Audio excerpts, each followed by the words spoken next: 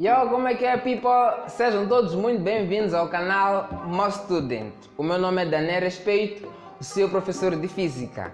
Esta aqui é a nossa segunda videoaula do programa Imersão, onde nós iremos continuar a trazer aqui algumas dicas básicas para que nós possamos resolver qualquer exercício de física que for aparecer à nossa frente. Então, se o conteúdo desta aula te chamou a atenção, desde já pedir para que você clique no botão de subscrição, se subscreva no nosso canal, deixe o seu like, compartilhe o vídeo com os demais alunos e sem mais enrolações, vamos à aula!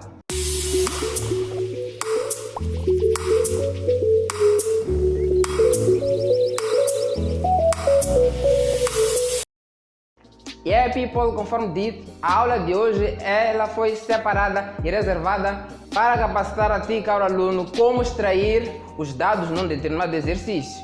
E além de extrair os dados num determinado exercício, nós também vamos ajudá-lo a identificar o pedido do exercício. Então, uma das primeiras coisas que nós temos que fazer durante a resolução de um determinado exercício de física é estritamente necessário que primeiro nós sejamos organizados. A resolução dos exercícios de física, ela obedece determinadas etapas, obedece determinadas fases.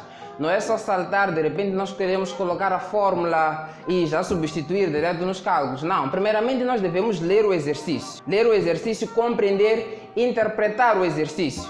Depois de interpretar o exercício, nós devemos fazer o quê? Identificar aquele que é o pedido do nosso exercício. O pedido do nosso exercício muitas das vezes vai ser a pergunta do exercício. E depois que nós fazemos essas coisas, nós devemos ir para a segunda fase, onde nós vamos extrair os dados do exercício. E para extrair os dados do exercício, muitas das vezes é importante, é estritamente necessário que nós tenhamos algumas bases mínimas, algumas noções básicas de algumas grandezas físicas que representam as unidades no sistema internacional. Então, com vista a ajudá-lo e a preparar o cada aluno nesta determinada área, que é a extração de dados e identificação do pedido, nós temos aqui uma tabela que vem acompanhada da grandeza física.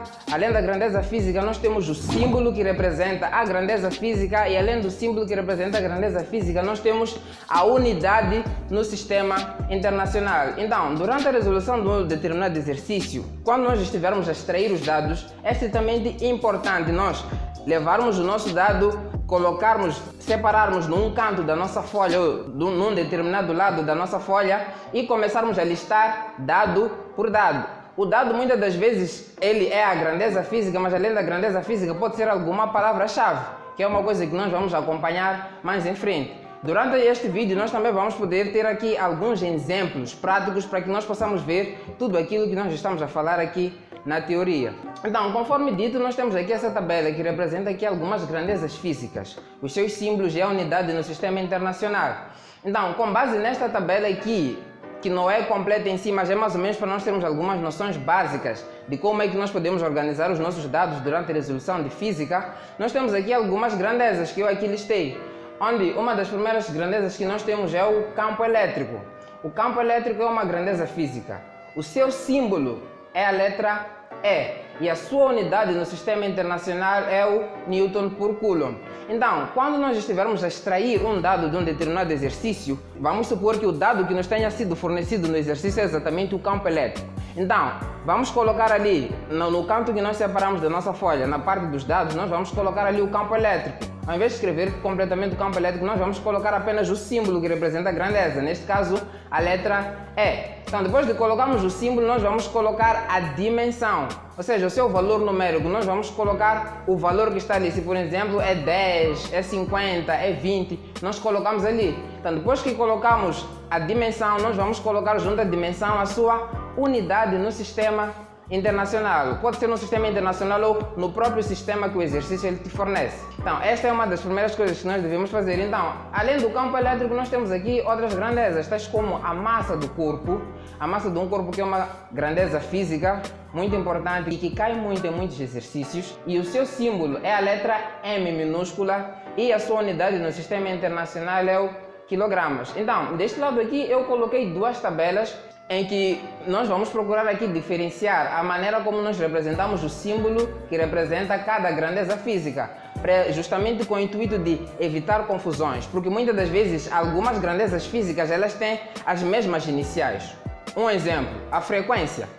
A inicial da frequência, por exemplo, é a letra F. E, para além da frequência, por exemplo, nós temos um outro dado que inicia com a mesma letra, que, por exemplo, é a força. A força também inicia com a letra F. Só que durante a resolução de um dado exercício, como é que nós vamos diferenciar que, olha, esse F aqui é F de força e esse F aqui é F de frequência? Para tal, eu coloquei aqui nesta tabela uma forma simples como nós podemos diferenciar. Quando, por exemplo, tratam-se de grandezas que têm as mesmas iniciais, por exemplo, aqui das que eu pude listar, temos aqui, por exemplo, o tempo.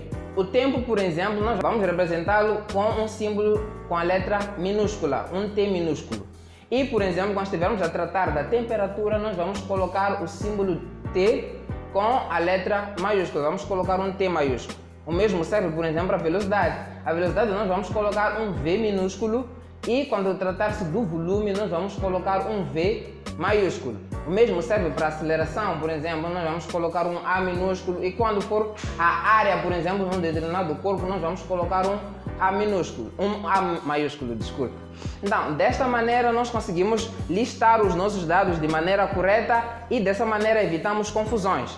E aquilo que eu disse, quando estivermos a listar os dados, coloque a letra, a dimensão e coloque a sua respectiva unidade, que é uma outra coisa que vai te ajudar a não fazer confusão durante a extração de uns dados. E o que acontece? Muitas vezes os exercícios, eles vêm acompanhados não só da grandeza física, do símbolo e da respectiva unidade, mas também vêm acompanhada de alguns prefixos. Vamos ver, por exemplo, aqui nesse exemplo. Temos aqui algumas tabelas que ilustram alguns prefixos muito usados nos exercícios, né? Nós temos aqui, por exemplo, um dos primeiros prefixos. Essa é a tabela dos prefixos de base 10 positiva, né? Onde nós temos aqui, por exemplo, o prefixo hexa, o prefixo peta, tera, giga, mega, quilo, hecto e deca. E os seus respectivos símbolos, E, P, T, etc, etc. Então, o que acontece? Um exercício, por exemplo, vamos supor que durante um exercício tenha sido fornecido um dado. Vamos supor assim que seja a pressão. A pressão, nós sabemos que a unidade dela é PA, ou seja, Pascal, ou muitas das vezes pode ser dada em newtons por metro quadrado. E o que acontece? Muitas das vezes a pressão de 1 Pascal, por ser muito pequena, muitas das vezes são usados esses prefixos, tais como mega, giga, entre outros demais exemplos. Então, o que acontece? É importante nós sabermos e conhecermos cada um desses prefixos, para que durante a resolução do nosso exercício, nós não possamos confundir os prefixos com as respectivas unidades no sistema internacional. Ou seja, por exemplo, muitas das vezes nós podemos encontrar aquilo que eu disse, a pressão pode estar em megapascais. O que seria megapascais? Megapascais, por exemplo, nós temos aqui que na nossa tabela o megapascal ele é equivalente a base 10 elevado a 6, ou seja, o seu valor é de 1 milhão. Ou ainda podemos ter, por exemplo, a massa, que pode ser dada em quilogramas. Quilogramas, nós temos aqui o prefixo quilo. Quilo, que é a mesma coisa que 10 elevado a 3, ou 1000, ou 1000, ou 1000. E entre outros demais exemplos, né? Então, este aqui é um exemplo básico de como nós podemos pegar aqui esses prefixos e colocá-los nos nossos dados para a resolução de um determinado exercício. Então, além desses prefixos, nós temos os prefixos de base 10 negativos, onde nós temos aqui o deci, o centi, o mili, o micro, o nano, o pico, o fento e o eto, onde os seus respectivos símbolos estão aqui colocados ao lado. O D para o deci, o centi, para o C para o centi, o M para o mili. Então temos aqui o símbolo para o micro e as suas respectivas bases, não é isso? 10 elevado a menos 1, 10 elevado a menos 2, 10 elevado a menos 3. Ou se nós quisermos o seu valor, por exemplo, para o deci, nós sabemos que é 0,1, o centi 0,01, o mili 0,001. Ou seja, essas unidades muitas das vezes representam dimensões muito pequenas. Então, uma forma de simplificar é não escrever um número muito grande, mas porém pequeno. Nós podemos escrevê-lo com a ajuda dos prefixos. Então, uma aplicação que muitas das vezes nós vemos desses prefixos, né, pequenos, por exemplo, é quando nós queremos pedir, por exemplo, unidades de comprimento muito pequenas. Por exemplo, o tamanho de um átomo ou coisas parecidas com essas. Nós usamos, por exemplo, dimensões muito pequenas e muito reduzidas. Então, alguns prefixos que são usados, por exemplo, para dimensionar essas unidades são esses aqui. por exemplo, o mili ou o micro, entre outros demais exemplos. Então nós vamos ver na prática como é que são usados esses prefixos nos dados. Por exemplo, nós temos aqui um dado que nos foi fornecido, que é o valor de 7 mm. 7 mm nós vamos ler como 7 milímetros. Mili é o prefixo, mili, que é 10 elevado a menos 3 ou 0,001. E o outro M ao lado é da unidade no sistema internacional, ou seja, o metro. Então, juntando tudo, fica 7 milímetros. Ou milímetros. Não, milímetros. Milímetros. Não milímetros. Milímetros. Então, nós temos aqui, por exemplo, como é que nós podemos converter esses dados. E a regra que muitas das vezes é usada para converter esses prefixos nas suas respectivas unidades sem prefixos é a regra de 3 simples, né? Onde nós podemos fazer uma pequena regra de 3 simples, onde nós sabemos que, por exemplo, 1 milímetro, ele equivale a 0,001 metros. Então, se nós queremos converter 7 milímetros, nós vamos colocar a unidade aqui. Lembrando que é importante colocar a unidade por baixo da unidade. Por exemplo, aqui é milímetro e aqui também é milímetro. A unidade que eu quero tem que estar em metro. Aqui embaixo, aqui eu tenho metro e aqui também é importante, essa unidade que nós vamos ter aqui vai estar em metros. Então, fazendo a regra de 3 simples, nós podemos ter que x vai ser igual a 7 milímetros vezes 0,001 metros, a dividir por 1 milímetro. Então, efetuando os respectivos cálculos, nós vamos ter como resultado final que x, ou seja, a dimensão de 7 milímetros, ela é equivalente a 0,007 metros.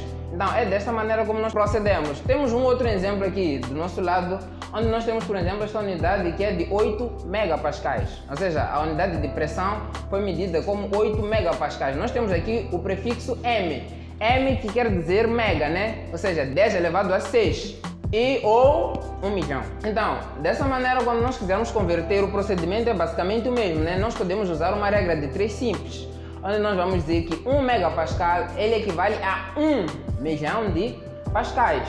Então, 8 megapascais vai estar para X. Mesma coisa, aquilo que eu disse, unidade por baixo de unidade. Unidade por baixo de unidade. Então, desta maneira, aplicando a regra de 3 simples, nós podemos ter que X corresponde ao produto entre 8 e 1 milhão. E isso tudo aqui vamos dividir por 1 megapascal. E vamos ter como resultado que, na verdade, 8 megapascais são equivalentes a 8 milhões de pascais. Mas, como isto aqui é o nosso student, nós temos aqui algumas dicas muito básicas, muito importantes, que te ajudam a converter isto aqui de maneira muito mais rápida. Então, os mesmos exemplos eu vou fazer aplicando esta dica muito mais rápida, conforme eu disse. Nós podemos ter aqui, por exemplo, 7 milímetros e nós queremos tirar aquele prefixo ali e deixar somente a unidade no sistema internacional. Então, o que é que nós vamos fazer? Nós temos que recordar da dimensão do prefixo, né? Por exemplo, nós já sabemos que mili ele é equivalente a 10 elevado a menos 3 ou 0,001. Então, no lugar de mili, ali onde vem mili, o primeiro M, nós vamos substituir aquele M minúsculo pelo seu respectivo valor, que é de 0,001. E do outro lado nós vamos deixar a unidade. Deu para perceber como eu fiz, né? 7 é este que está aqui, é esta dimensão. O M é o mili, que corresponde a este valor aqui, 0,001.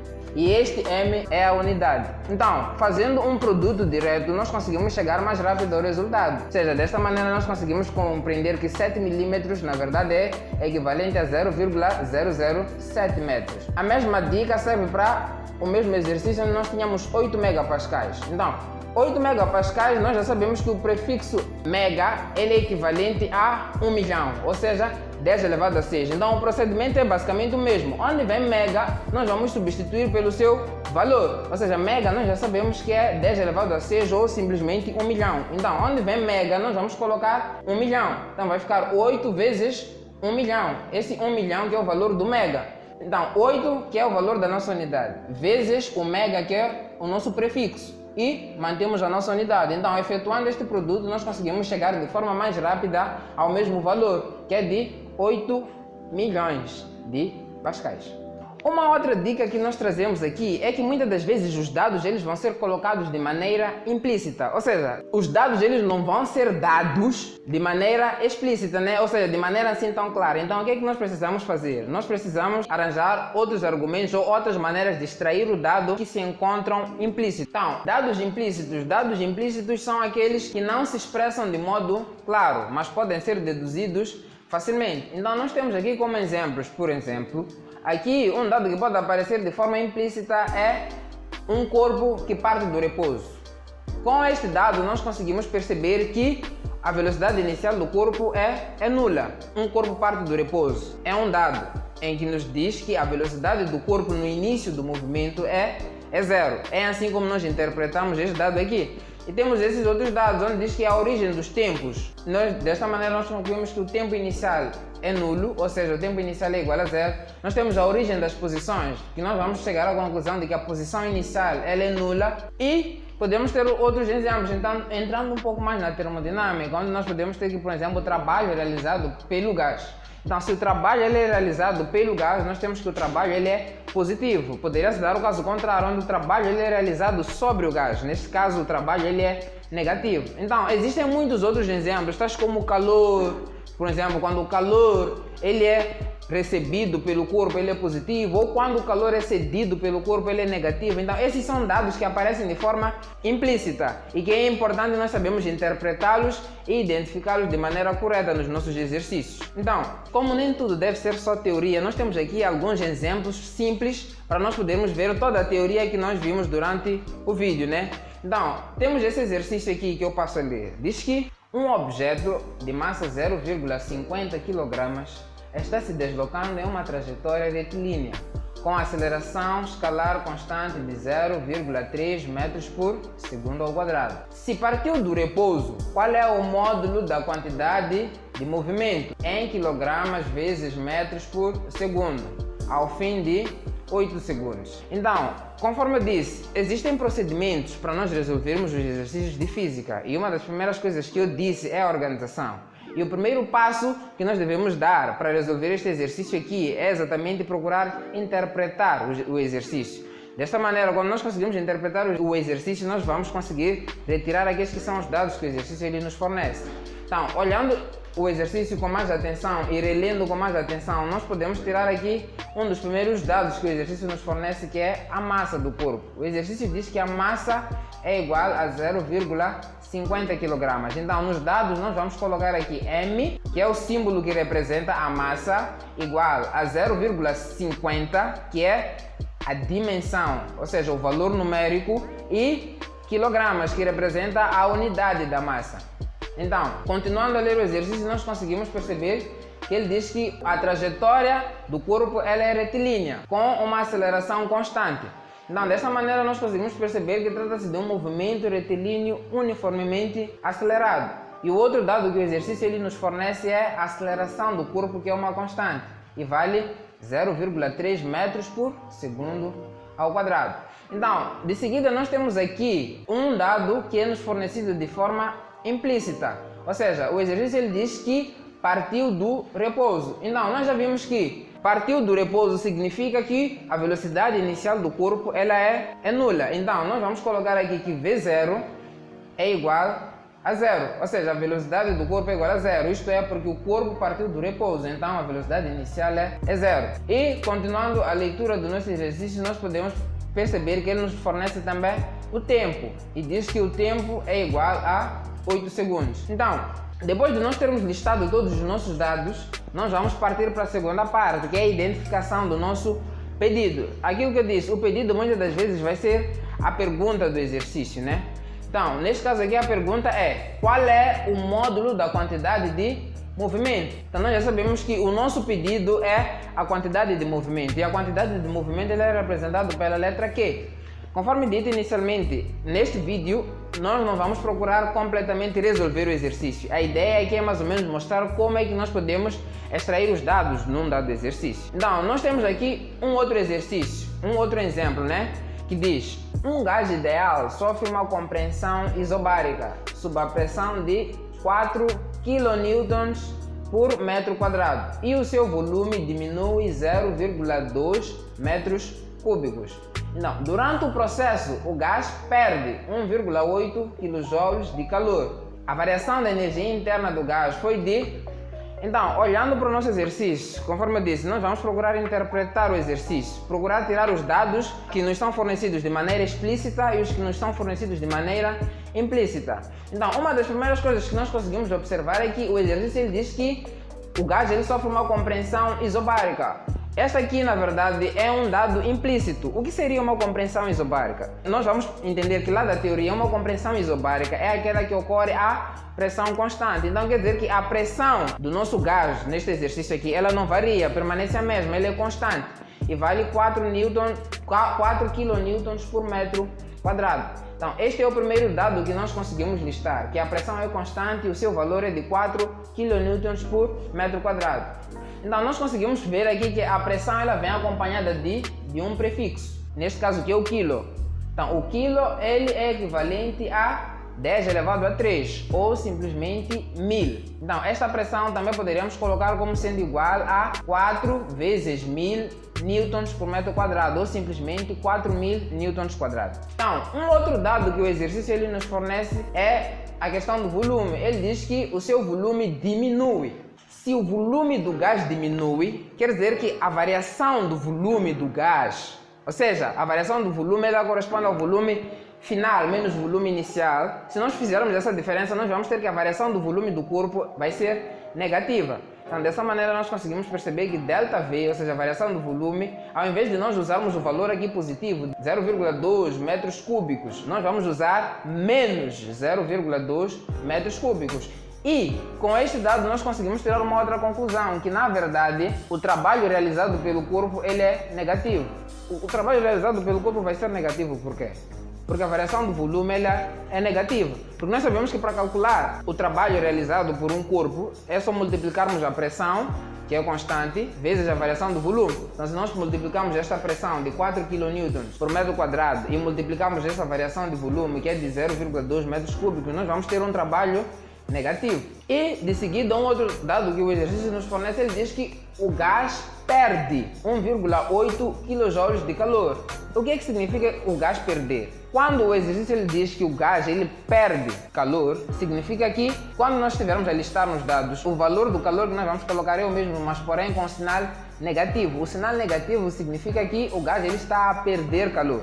Então, dessa maneira, ao invés de colocarmos somente 1,8 kJ de calor, nós vamos colocar menos 1,8 kJ de calor. Então, de seguida, nós precisamos identificar aquele que é o nosso pedido. O pedido, conforme eu disse, é muitas das vezes a pergunta da questão. Então, aqui o nosso pedido vai ser a variação da energia interna, ou seja, ΔU. E basicamente nós só precisamos aplicar aquela que é a fórmula da primeira lei da termodinâmica e calcular a variação da energia interna, mas conforme eu disse, não é o objetivo da aula, nós não vamos aqui mostrar isso a fundo. O objetivo inicialmente é só mostrar como nós podemos extrair os dados e interpretá-los de maneira correta. Yo people, então esta foi a nossa aula número 2 do programa Imersão. Então, conforme dito, o objetivo desta aula não era completamente a resolução dos exercícios. Numa próxima aula nós havemos de fazer a resolução dos mesmos exercícios de forma completa. Por enquanto nós deixamos isso como um TPC para ti. Você pode tentar terminar os exercícios de forma organizada, conforme eu disse. Ali nós já havíamos listado os dados, havíamos colocado o pedido, então só faltava você colocar a fórmula e proceder com a resolução. Então nós deixamos isso como um desafio para ti, que na próxima aula nós vamos fazer a conclusão destes exercícios, da resolução destes exercícios. Então people, foi muito bom estar convosco, espero que vocês tenham compreendido todo o conteúdo aqui trazido. Qualquer dúvida deixem ficar aí nos comentários e para mais informações clique no link abaixo que vai te direcionar diretamente para os nossos grupos do WhatsApp, onde poderemos ter uma interação mais direta caso tenha ficado alguma dúvida. Sem mais enrolações, muito obrigado e fui!